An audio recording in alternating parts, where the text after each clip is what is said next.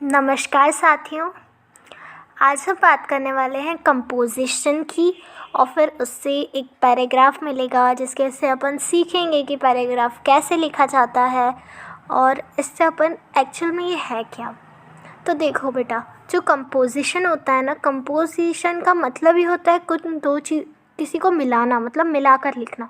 अब अपन जो सेंटेंस अकेले अकेले लिखते हैं ना, उनको अगर अपन एक साथ लिख दे तो उसको एक पैराग्राफ बोल देते हैं और फिर अपन उसी से समझकर कुछ चीज़ें करते हैं।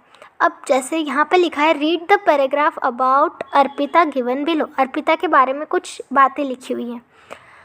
I am Arpita, I am 12 year old, Mr Sanjay Singh is my father, Mrs Preeti Singh is my mother, I go to government middle school Nehru Nagar. ठीक है, अब ये सब अर्पिता के बारे में। अब यहाँ पर बोला गया है कि आप अपने बारे में लिखो। Fill in the following form about you. तो फर्स्ट है माई नेम, अपना नाम लिखना है यहाँ पे बच्चों। तो यहाँ जैसे मैंने गौरव लिख दिया। माई एज मैंने 11 लिखी है। फिर my father name Sandeep Patel. ठीक है, अब आगे अपन देखते हैं। माई मदर्स नेम तो मीराबाई पटेल लिख दिया अपन ने। Name of my school government middle school.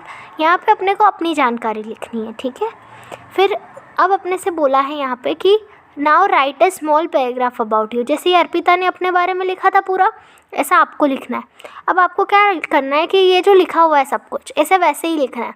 बस ये जो अंडरलाइन करी हुई चीज़ है ना, इसमें अपने को क्या लिखना है जो अपन ने अभी भरे। ठीक है, अब देखो मैं जैसे आपको बताती हूँ। आई एम गौरव, अब आई एम 12 ईयर ओल्ड लिखा था उसने, अपन ने लिख दिया आई एम 11 ईयर ओल्ड।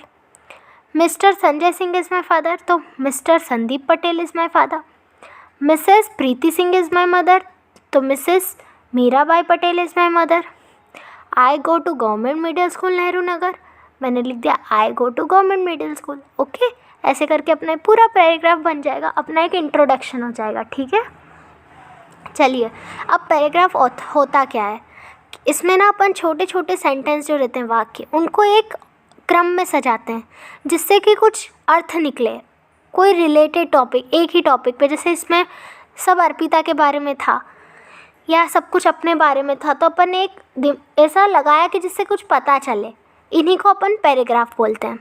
अब अपने को ग्रुप में काम करने को बोला है कि अपने को पेड़ों के बारे में लिखना है और उनने कुछ शब्द दिए हैं जिससे अपन पेड़ों के बारे में लिख सकते हैं। जैसे रेनफॉल यानी बारिश, कार्बन डाइऑक्साइड यानी आप समझते ही हैं गैस होती है जो अपन छोड़ते हैं। जैसे पेड़ ऑक्सीजन छोड़ते हैं, वैसे अपन कार्बन डाइऑक्साइड, जब जब अपन बोल रहे हैं तो अपने मुँह से कार्बन डाइऑक्साइड निकल रही, वो है ऑक्सीजन जो पेड़ देते हैं। वुडन टेबल यानी लकड़ी की table.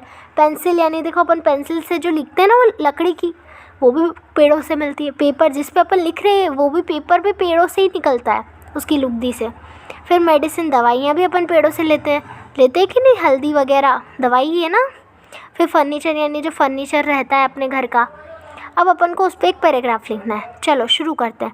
Trees are very useful for us, मतलब पेड़ अपने लिए बहुत इस्तेमाल वाले हैं, अपने लिए फ़ायदेमंद है। वो क्या कराते हैं, दे कॉज रेनफॉल, वही वर्षा कराते हैं, आपको पता है वही बरसात कराते हैं अपने यहाँ। फिर दे गिव्स अस ऑक्सीजन, इसके आगे से मैंने लिखा है, आप भी अपने हिसाब से लिख सकते हैं। जैसे मैंने यहाँ पे ऑक्सीजन शब्द को लिया और लिख दिया। They gives us oxygen to survive, वह हमें ज़िंदा रहने के लिए ऑक्सीजन देते हैं। They are useful to us in many ways, वह अपने लिए बहुत सारे तरीक़ों से मददगार है। जैसे there wood is use in making wooden table, उनकी लकड़ी का इस्तेमाल हम लकड़ी की टेबल बनाने के लिए करते हैं, पेंसिल बनाने के लिए करते हैं, फर्नीचर बनाने के लिए करते हैं। Even the paper on which we are writing is obtain from trees, यहाँ तक कि जो अपन पेपर जिस पे अपन लिखते हैं वो भी पेड़ों से ही मिलता है। तो ऐसे करके पूरा पैराग्राफ अपन ने लिख दिया पेड़ों पे। अब यहाँ लिखा है, talk to your friend about Gandhi ji and his life, write things that would like to follow, choose from the given words. अब इसमें कहा है कि आप अपने दोस्त से बात करो गांधी जी के बारे में और उनकी ज़िंदगी के बारे में, और जो चीज़ें आपको उनकी पसंद है उसे फॉलो करो, मतलब उस पर उनके रास्तों पर चलो, उनके कहे को मानो। और यहाँ पे कुछ शब्द दिए जैसे इम्प्रेशन, लाई, रियलिटी, कॉपेड, पावर। अब ये जो शब्द हैं, ये जो अपने को सेंटेंस दिए हैं, इसमें जो फिल इन द ब्लैंक करना है, ब्लैंक्स दिए इनको फिल करना है। तो इनको अपन जब भरेंगे तो अपने को पहले शब्द के अर्थ पता होने चाहिए, फिर आप खुद भी भरने लगेंगे। इम्प्रेशन यानी अपने अंदर कुछ ऐसा छप जाता है ना, छवि जिसे कहते हैं किसी की, वही बोलते हैं impression.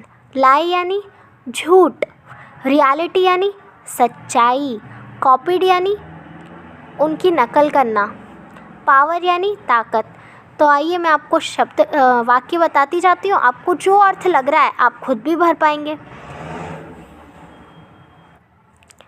The life of Mahatma Gandhi left a lasting dash on my mind.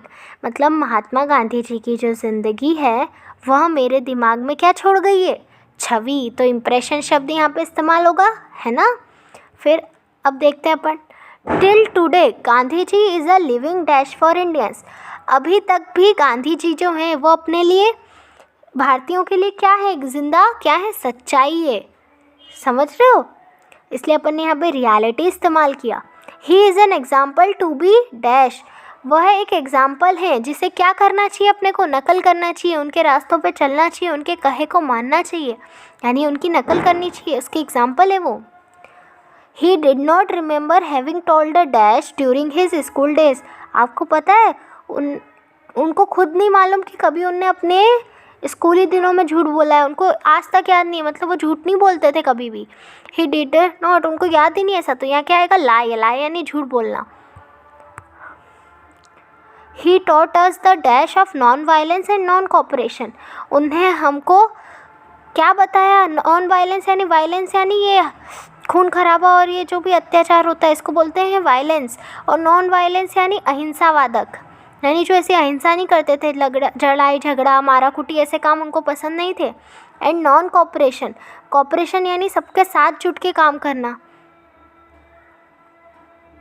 फिर उनने हमें बताया था कि कैसे अपन अहिंसा की जो ताकत होती है उसको उनने समझाया था। तो पावर, अहिंसा की ताकत, ऐसे करके उनने बहुत सारी सीख दी थी। अब आप ऐसे करके अपने पूरे फिल इन द ब्लैंक्स भर सकते हैं। मुझे उम्मीद है कि आपको वीडियो पसंद आई होगी।